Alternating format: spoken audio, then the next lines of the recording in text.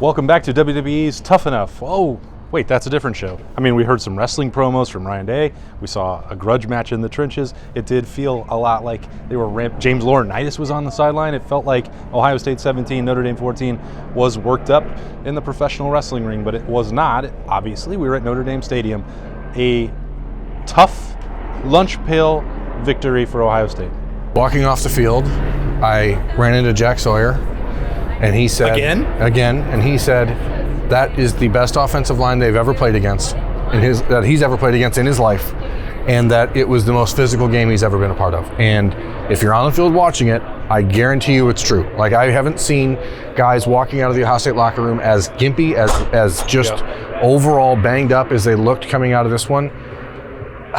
Notre Dame started to lean on the Buckeyes a little bit in that second quarter, and I mentioned it in our company Slack channel. I was like, God, I don't like the way that looks.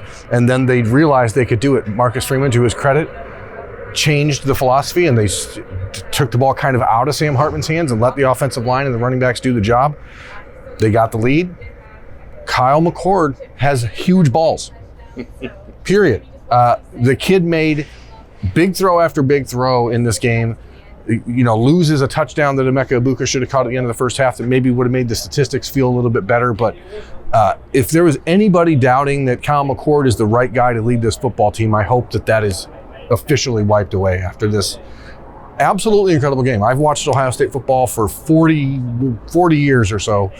I can't recall a game like this in my life. It was the best bad game I've ever seen. And I don't know that it feels good. Like, I don't know that anyone's going to walk out of this feeling good. I think you're going to take a huge exhale and realize that sometimes in the special seasons, you have to have something like this happen. And no one wants it, but Ohio State came to Notre Dame, a legitimate top 10 team in the country. Mm-hmm. We're in the middle of the third quarter, and Marvin Harrison is down on the field, and you're like, oh my God, here we go again. He has to be carried off the field, limps to the tent, and emerges and goes back in the game. And then you're like, maybe this doesn't have to be a catastrophe. Of last year. We've seen Ohio State in the last handful of years, like so many times that big time player in their biggest game somehow gets hurt and is against out. Notre Dame. Against Notre Dame last year. Nick Bosa in Dallas against TCU. Like, you've seen these moments, and kudos to Mar for toughing it out. He did not look particularly nimble after the game. He did not look particularly nimble when he went back on the field, but he came in, caught a pass, and just his presence is enough to draw some attention. There's a lot of things to say about this game. I'm still sort of processing it because I've never seen a game like that in my life as an Ohio State watcher, where Ohio State wins on the last play of the game. And it was not like it was the easiest 1-yard touchdown run of all time either. It was more difficult than it needed to be because there were, I believe, 10 people on the field. But it's a testament to what Marcus Freeman's building here. I think it's so funny because all week long, Ryan Day talked about letting it rip, being aggressive, wanting to come out here and throw haymakers. And then Lou Holtz opened his mouth. And I think Ryan Day let that get into his head in a way that wasn't his original plan, and decided, you know what, screw you, we're going to do this the tough way. Do you think that he's got a Marty McFly problem? I'm not sure what that means, because I've only seen Back to the Future once in my life, probably. Okay, I'll explain it to you later. But I don't. I think that he decided that he wanted to punch Biff in the face, and Biff was hitting back. So kudos to the Buckeyes for... So Marty's problem is that when he's called chicken, he always has to respond and show how tough he is. Yeah, that makes sense. I think that is part of Ryan Day's DNA. Like, he gets very upset when people think that he is not a competitive person or that he doesn't instill toughness in his team. Like, I know that Buckeyes fans are going to look at this game and say, oh, the Buckeyes got pushed around a little bit, and maybe they did. But Kyle McCord out past Sam Hartman today. The Buckeyes still ran for 170-some yards. I mean, the Buckeyes were tough too. This is just two tough teams. Yeah, it was an odd game, but it was a hell of a game. And these are Snap Judgments. They are brought to you by Byers Auto tonight from South Bend, Indiana. As you said, Berm, it's like the game is raw. It is. I don't know why Notre Dame. Why that guy would do that, I just don't know. Insists on just treating the media in such bizarre fashion here, but we will We'll keep going. We're going to take a break and let it get an advertisement on, and we're going to find some more light and start over. Okay. We're back, and the Notre Dame media people have joined us for a conversation here. Thank you very much for all your accommodations. Notre Dame, you've been great. Turning off the lights, and it's about 40 minutes after the game, so that's cool.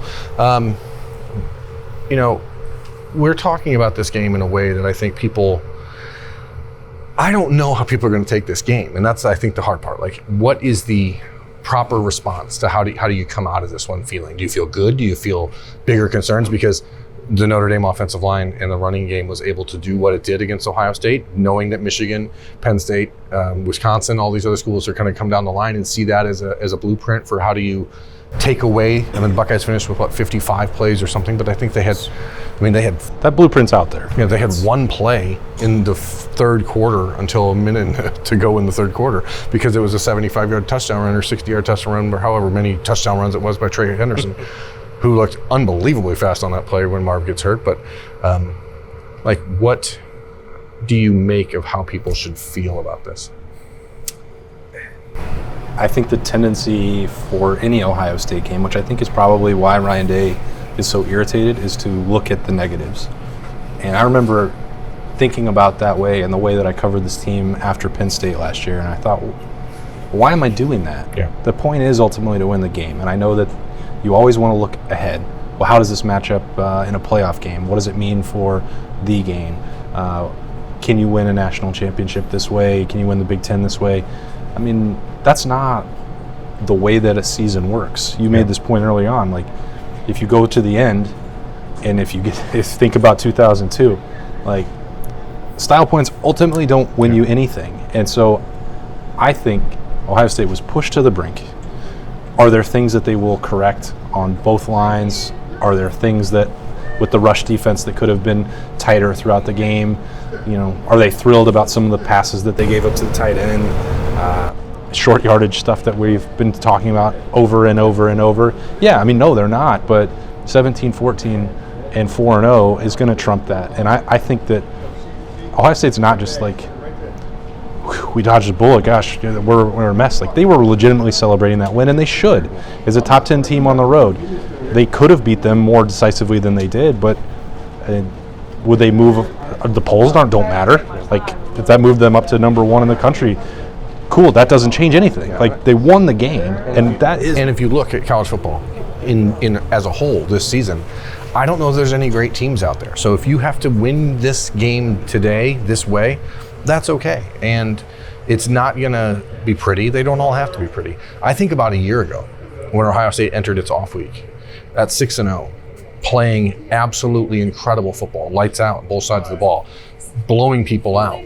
And then they came back from their off week and looked like a totally different team. I think that there's reasons to be optimistic about where this team is going, because a win like this, as I said earlier, sometimes you need it. You need that one thing to happen to go, wow, we were pushed to the brink and we didn't fold. And that is a different type of toughness that maybe people think Ohio State doesn't have. You talk about the defensive line. They weren't very impactful on the edges all game. Okay, Michael Hall, Tyler Williams, those guys played a good game. Somewhat. I mean, Notre Dame did a nice job moving them out and creating running lanes in the third quarter, fourth quarter. But when it came down to the end, JT Tuimoloau made back-to-back huge plays. When it came down, Jack Sawyer was making an impact early in the game and getting, the fourth down play on the 4th and 1. That's Jack Sawyer beating Blake Fisher and getting to the Sam Hartman and forcing him to roll out and lose that opportunity. So they made plays. There are things to build on. But if you're looking at this game from a big picture perspective, you shouldn't be anything but thrilled that Ohio State just won this game, because they could have easily lost. I mean, they could have easily won by 15 or 17, but they could have also easily lost. I don't know. It's a weird one. It's definitely one of the weirder games I can remember. Okay, you talked about Kyle McCord. Obviously, the drive and the 2-minute drill is where the attention goes. The quarterback makes that happen. Ryan Day told some interesting stories about how in the build-up to today, it was one of the last things that they talked about. They went through their 2-minute tip sheet, what they liked, what Notre Dame did and didn't do in some other 2-minute drills that so much thought had gone into that.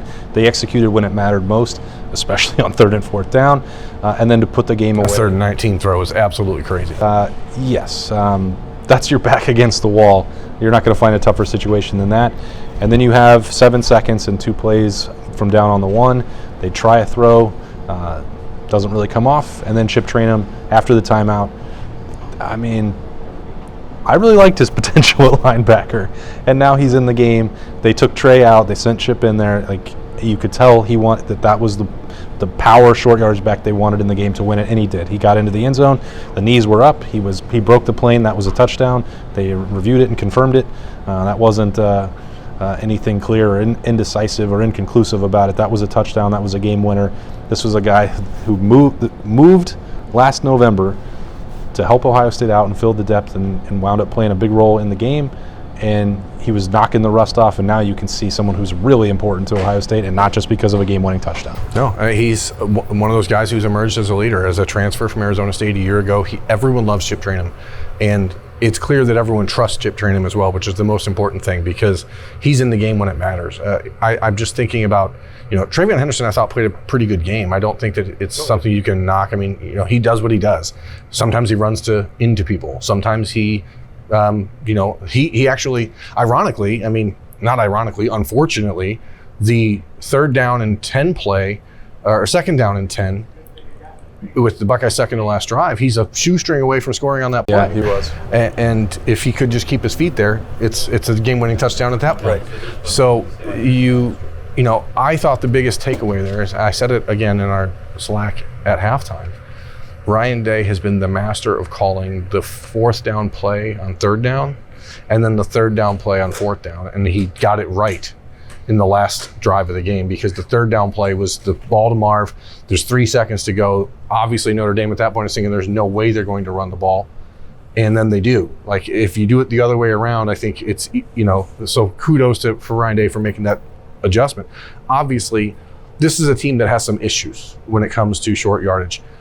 Today, like, first drive of the game, moving the ball, you get a penalty, kills the drive.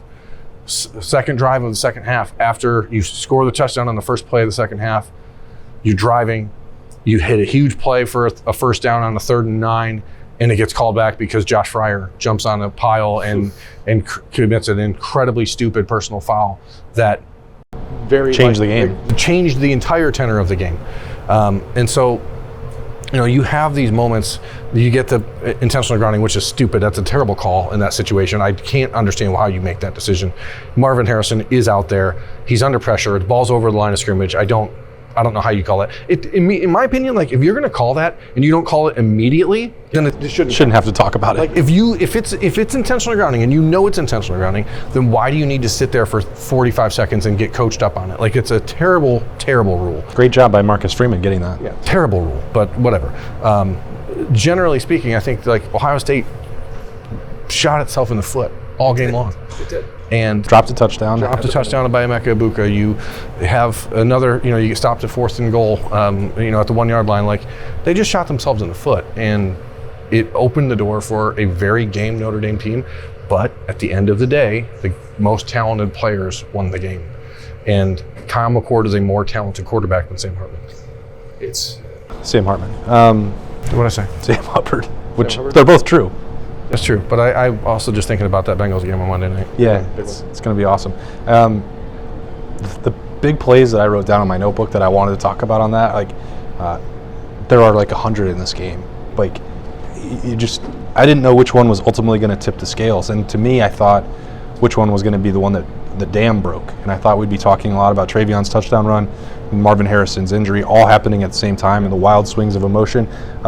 Again, you already alluded to Marvin. He was pretty gingerly walking on that, did come back in. He needs these 2 weeks off. He needs 2 weeks for it. He was taped up. Once the adrenaline's gone, that thing is going to swell and hurt.